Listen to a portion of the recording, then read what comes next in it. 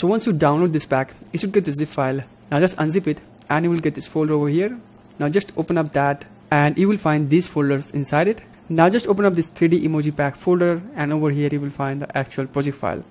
Now you can just double click on that, or if you want you can just drag and drop this into your existing project, then it will be imported. I'm just going to double click on it. Now once the project file open, just come over here to this project window and here you will find 3 different folders. So first one is the edit, and then the final, and then assets. You can ignore the asset one. In the edit you can edit the colors of the emojis, which I will show you in a moment, and in the final you will find all of these emojis. Now if you just double click on any emoji, it will be open up, and if you just scrub over here you will see the preview, and all of this emoji will have an out animation at the end.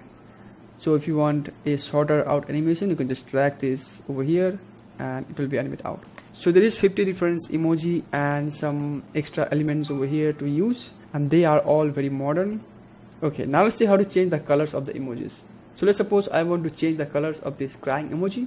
So for that you have to open up this edit folder and open up the color, and over here you have to find the proper composition. So for me it's crying, so you have to find this crying color over here.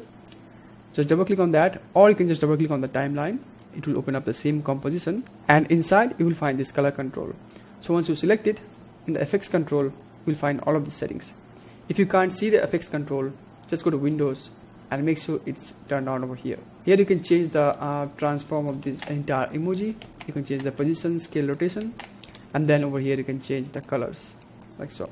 And at the end you will find this shadow settings. So if you just turn on the transparency over here, you will see there is a shadow option, so you can increase it or decrease it. So by default it's 25 and the default looks good, but if you want to adjust something you can do it from here. Now this particular emoji is created inside of After Effects, so that's why you will have all of these color controls for individual elements, but some of the emojis are rendered from 3D software. There you cannot change all of these colors, so there is another way. So let me show you. So let's suppose I'm going to open up this cowboy emoji, and if I just play back, as you can see this is a completely 3D render. So let's see how to change the color. So I'm just going to double click on this, click the control layer, and over here in the color section you will find the emoji original color, which is on by default. But if you turn off that, now you can control the tint color over here, see, like so. So you get the idea. So for the 3D renders, to change the color you have to use this tint effect, but I like to keep it at original because the original looks good over here. So that's basically it, how you can customize this emoji. Now for the demo, how to use it on your video. Just create a blank composition and just drop any video you want, and now you can just drag and drop any emoji you like, and you can just resize, reposition from here as well.